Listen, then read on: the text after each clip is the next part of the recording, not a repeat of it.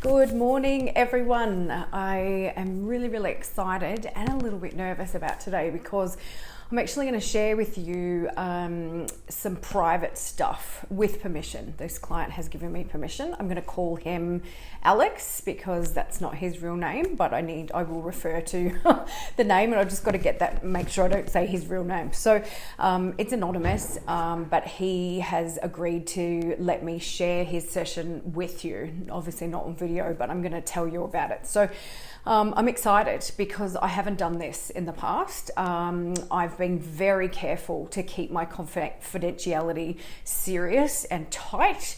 Writing this book of mine has been quite difficult because I am sharing anonymous stories, both people who are giving them to me to share, but also my own experiences involving other people. So I do get a bit nervous, and my heart's in my mouth today, but I'm going to share this anyway, and I'm hoping he's watching at the moment so that he can get some extra healing out of this as well, and some love and support. Okay, so I've got my Healy device on today. That was on purpose because I wanted to protect myself from any triggering, let's call it, energy that's happening out there because of this live video. So protecting myself and protecting him, and just setting the intention that any comments or shares will be supportive of this person, because he's been very brave, and I'm really emotional actually about him sharing this journey.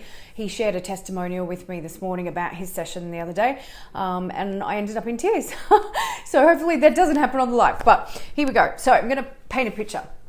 All right, so his journey with porn, and as you'll see as I go through this, the journey is with porn, but there's another thing going on here as well. Okay, hi everyone. So his journey with porn was at its worst. He was watching it daily, and when he contacted me, he was looking at it 3 times a week. All right. He first saw porn at age 13. I've forgotten how old he is now. I think he's in his 40s, 45. That's right. First saw porn at age 13, and he was binging on it at that age between 2 and 4 times a day, right? So he described it as having insane cravings, and he had deep shame at that age already around this, right? His first marriage, he kept it a secret, his porn addiction. The second marriage, he told her before they got married, and it was quite confronting and upsetting, I believe, for her.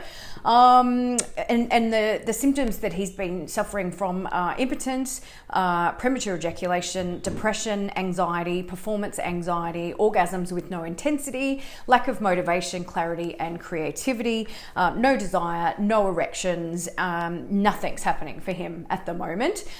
And he has a deep shame around men objectifying women. So he's also grown up with a background around the feminist, right? And he has supported women as well. So we have discovered that he's got this empathy for women at the same time as objectifying them through porn. And he has struggled with that journey a lot, right? So a lot of people have judgment on men that have porn addiction, that they think they're deviant and they're dirty and they're whatever. I don't have that judgment. I can form my own opinions, obviously, about certain people watching certain things, and we all can, right? But a lot of these guys are struggling. This is where the pain comes in, is that they're actually struggling with the way that they've objectified women, and that they can't actually walk down the street or go to the supermarket without having this shame attached to it, right? Because they want to go home and masturbate, or they think about that person sexually, and it's not healthy, right? And they know that, right? A lot of these guys say, I just want to be able to walk down the street and look at a woman and actually appreciate her for her being the feminine in a woman, rather than, thinking sexual thoughts and stuff, right? So this guy has no sexual energy in his body at all, and that is very common for guys that quit porn to begin with, right? A lot of men that watch porn think they have really high sex drive, and you don't. And that's a whole other video that you can find on YouTube. You don't have a sex drive at all, and we're talking about organic sexual energy, not the desire to get naked, get in someone's body, do things to people. That's the porn addiction that comes from the brain, right? So he has this deep shame. He wants to chemically castrate himself because of this, right? This is how he actually feels. This is how much shame he feels around this, okay? He wants to punish himself. So that's, in a nutshell, that's been his journey. I'm now going to share with you a few other things that have come up. So our first session was on Zoom, and it was a coaching type session, investigation, coaching, what's going on, how often are you masturbating, blah, blah, blah, blah, blah, right? The second session brought up a whole lot of stuff, and the intuition on my side kicked in. And the third session, we ended up doing a healing, and we do it on camera, and we did a kinesiology session, and I'm going to tell you what actually came up, not all of it because I don't write it all down as I go, but I'll tell you what I designed for him. This was his treatment plan based on what we'd gone through in the previous sessions, okay? So there were mental health issues, so depression, anxiety, brain fog, lack of motivation and creativity. There were sexual health issues, impotence, PE, not interested in sex, wants to chemically castrate himself, a disconnection from self sexually, rejection of sexuality, punishing himself, and felt dead from the waist down, right? So that's the nutshell. Now, at age 6, he had a late circumcision. Now, he still remembers this, and he has trauma from it because there was quite painful afterwards, and he remembers having baths, and his grandmother was looking after him, and it was embarrassing, and so he's got all this trauma associated with circumcision. There was an infection, there's humiliation, and he was afraid to touch his penis afterwards. Okay, this is at age 6. And if we go back a bit further, at 3 months old, his dad left the family unit. He abandoned him for another woman, and the mum wasn't present either, right? So she was absent, and so the grandmother, he was raised by the grandmother and the mother in the home, but it was definitely the grandmother. At age 17, he went to a brothel as a virgin and couldn't have sex, and he was humiliated because he couldn't get it up, all right? And the reason being was he couldn't objectify her. So he'd been watching porn religiously, like 2 to 3 times a day kind of thing, since he was age 13. So by 17, he couldn't actually have sex because he just couldn't connect, with a person in that way, with a woman. And then he formed the belief system that I'll never meet anyone, right? And that's why he went to a brothel, because he didn't think he was an able-bodied man at 17. At age 26, he had a vasectomy, and he remembers it because he was awake for it. Another connection to this circumcision, where there was trauma, and when they put his penis flat on his tummy in the surgery, he absolutely freaked out, and he went into trauma and anxiety. And still to this day, he can't put his penis flat on his stomach, right? So there's actual physical stuff going on here from trauma and the past. So what I did was put together, and this is where kinesiology is amazing, right? I can pinpoint things really, really quickly, and I have really strong intuition as well when I'm working on these people, and I can tap into what he's feeling, what he was feeling, and I put all the puzzle pieces together, and I use kinesiology to actually pinpoint it and access it, and we do that really quickly, right? We work a lot with belief systems, okay? So these are the belief systems that he has running now as a 45-year-old adult, that, you look at it and think, oh my God, that's shocking. So let's go through them. I'm dead from the waist down. Masturbating doesn't arouse me. I'm afraid to touch my penis. Dad's not a very nice person. Dad abandoned me. It's my fault he left. My mum loves other men more than me. Sex is not equal. Sex objectifies women. Sex is predatory from the male perspective. Women get the shaft, pardon the pun, or the bum steer by sex. I want to castrate myself. Desire is offensive. Sexual urges are wrong. Sex is shameful. I need to carry shame for women around sex. I need to protect women from sex. My penis laying flat on my tummy makes me afraid. Oral sex is degrading to women.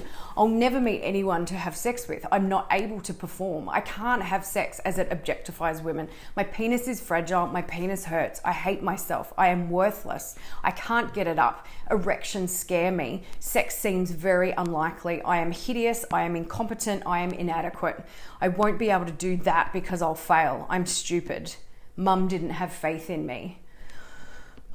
It's really powerful, and this is why I'm sharing this with you today, because I just know when I work on someone how powerful and important this information is for the collective, and he agreed instantly to share this, and he trusts me, and hopefully I'm making him proud in this moment, and that I'm not dishonoring him by sharing this. He has given me permission. So, thank you for listening. Now, so steps. So we cleared all of these with kinesiology. So the way we do that is we muscle test and we get a yes or a no. So we get him to say it. So he says it on camera and then I muscle test. The way I work is I work in front on the massage table as if he's laying in front of me, because energy can be accessed anywhere in the world.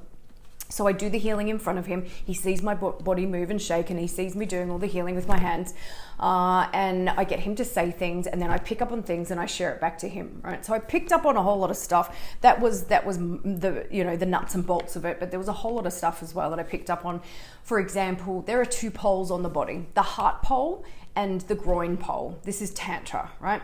The heart, so one is negative and one is positive. For men, the positive pole is the groin and the negative pole is the heart. And for women, it's the opposite. So women heal through the heart first and then they open up sexually, right? Now, everyone is different, right? This is just a methodology that we work by, right? So men heal through the groin, they heal through sex, they transfer their energy, they shift their guilt and shame and their trauma and stress from the groin, all of this stuff through that energetic exchange. And women have like a feminine superpower to actually transcend, I guess, that energy into something else. So guys feel healed by sex and women can sometimes feel drained, all right? We're not talking about orgasms and things like that. It's the physical and energetic connection that you have and the circuit that runs through the microcosmic orbit when you're actually connecting through sex. Now, I discovered with this client that his two poles were actually reversed. And they weren't meant to be. So at some point in his life, through that trauma, he has gone into the feminine more so, and his poles were reversed. Now, I've worked on a child whose chakras were upside down, right? So the chakras run in a certain order down the body. Hers, she was telling me the colors, and I'm thinking, I know those colors. What's going on here? Her chakras were upside down. So this guy was all over the shop, literally, physically, energetically, and that's what I've been doing as well, is actually balancing that out. Now, as part of that, we discovered that he was a female in a past life and had been sexually mutilated, the genitals, and was carrying that wound as well. So this is the commitment and the shame and the pathway that he's made to the feminine. He's actually experienced this in a past life. Now, so we got him to actually self-pleasure. I teach conscious self-pleasure, so it's completely different to having a wank, and if you want more information about that, let me know. So conscious self-pleasure, where he connects back into that female part of himself that he was in a past life and heals through that touch and love of himself, right? So that was one of his exercises. The next one that he's going to do is connect in with his inner child, because that wounded inner child from age 6 with the circumcision, and also at age 13 where he was watching porn like a mad person, he needs to heal the sexual side of that carries that shame, and that just make himself okay with that. And it's going to take some time, but this is part of his homework. My new book that's going to be released hopefully by the end of the year, goes into this a bit more, into the confusion in the body that I'm seeing in front of me with all of these men, that they're, they might be feeling horny with their partners, but there's no erection, or they might get an erection and ejaculate, but they're not turned on at all, that they're not connected at all, that there's no presence. All of this stuff is what my new book is about. It's really, really cool. So he's also been given some cognitive therapy as well, where I've cleared all these belief systems. There will be more that comes up, and there'll be different layers to work on next time, of course. It's not just like, woo, it's all gone, because that's a lot that we went through. Cognitive therapy is, I've asked him to be the observer. So when these thoughts come up, so he's struggling with sexual thoughts about people that he either doesn't know or people he's hanging out with, and it's the porn brain that's actually causing that to happen, right? So the programming and the conditioning around sexual thoughts when it's not appropriate, right? And he calls himself the supermarket guy, because I've mentioned that before, that there are guys going to the supermarket, and I hear this all the time, people, right, that they see women in the supermarket and they have to go home and ejaculate because they're having these thoughts and urges and feelings and stuff. That's what porn addiction does, right? That doesn't mean that they don't have shame around it, because they absolutely do, right? But it is happening, and we call it the supermarket guy, right? So he's having these weird feelings and stuff, and he's struggling with the shame of it, and that's where I'm coming in to help him. So we ask him to be the observer, and we ask him to acknowledge the thought as if it's going by on a stream and saying, oh, look at that. Well, that's interesting. Okay. And how does that make me feel? I feel ashamed, and that's okay. That's it. That's the cognitive therapy. It's just awareness of the thoughts and the beliefs that are popping up, watching it as an observer rather than being in it, and just accepting that it's okay that you feel this way, right? So he's doing that as well. Now, lastly, if you don't have any questions for me, I'm going to share with you, if I can find it, his testimonial that he sent me this morning based on his healing session with me. So he'd never done anything like this before. And a lot of guys aren't booking in anymore because they don't understand how they can do this healing stuff on Zoom when I can just do it with anyone and anywhere in the world. He said, I found the session very interesting and tried to relax, be present and open to the experience. So I'm not staring at him the whole time. I'm busy doing my healing and I'm listening to him and he's listening to me and we're just recording it and we're talking. Everything that you felt and voiced about me, this is my intuition, and my experiences resonated with my intuitions. While I have a personal fear about reincarnation, what you picked up about things prior also felt entirely unsurprising and even familiar to me. He said it was very comforting to have someone channeling healing towards him, and he will do the inner child work next. Hopefully this too will be beneficial. And before contacting me, he started often thinking about that child within and lamenting the corruption of porn as a teen, etc. It's been 5 weeks today since my last relapse, and I contacted you within days of that.